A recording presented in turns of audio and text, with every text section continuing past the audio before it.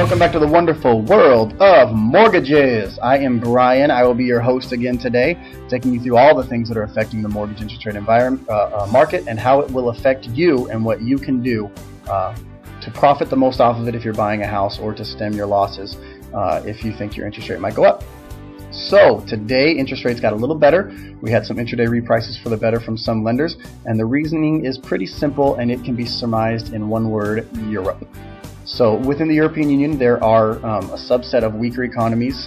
They're commonly referred to by the acronym PIGS, P-I-I-G-S. It stands for Portugal, Italy, Ireland, Greece, and Spain. We've been talking a lot about Greece. What happened in that country that helped our mortgage interest rates is the European Union and the IMF have now pretty much become resigned to the fact that Greece is going to have to default on some of its debt. Where before, if that was a non-issue with the European Union and the IMF, if Greece was going to get bailout funds, they could not default on any of their debt. But in order to get any private equity in there, private capital in there, they're going to have to do it. Italy is soon to be downgraded, probably by Moody's. Their economy is showing that they're in trouble and also need a bailout. And Portugal was downgraded today. Ireland also is again in the news, looking bad at their economy. They want the same deal that Greece is going to get.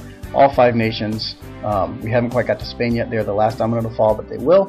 All five nations are in trouble. All five nations are going to need help from the stronger economies in the European Union, and they're going to get it eventually, but until then, it's going to help our mortgage interest rate environment.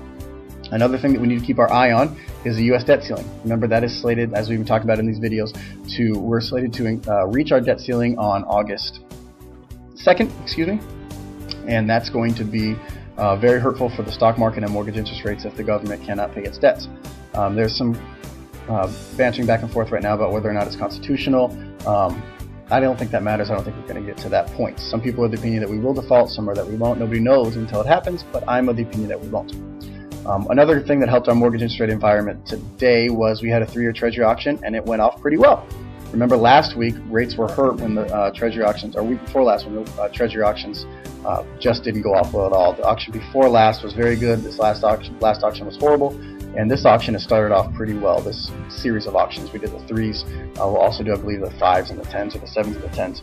So yeah, that is what happened today in your mortgage interest rate world. It is a great time to be buying. I am still very bullish on interest rates through the end of the summer, but if you're closing the next 15 to 30 days, it is a great time to be locked. Rates are low, and remember, like we've seen twice now in the past month, there are short-term setbacks in every long-term rally, and you can lose that interest rate like that. Lenders are not going to allow them to go down as quickly as they'll have them go up. So yeah, that's it for today. Lock. Tell your friends to lock. Tell your friends to call me. My phone number is right down there, 253-468-1073. Facebook.com/MyMortgageMatters. On Twitter at BRLaFlame and at WAMortgageSolutions.com. Subscribe for free right over there. Put your email in and I will send this out to you. Lucky you. You'll be one of the cool kids that get this sent to you. So yeah, send this along to your friends. Please put it on your Facebook wall, put it on their Facebook wall, let them know what's going on.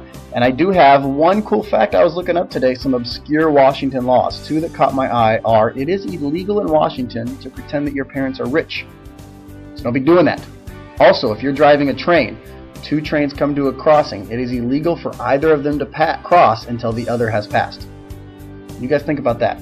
Work that out in your heads and get back to me. Let me know how that works. Alright, so don't pretend your parents are rich if they're not, and don't be passing trains at crossing until they pass you, and don't let them pass you until you pass them. Know the law, live the law, love the law. Till tomorrow, you guys, stay classy.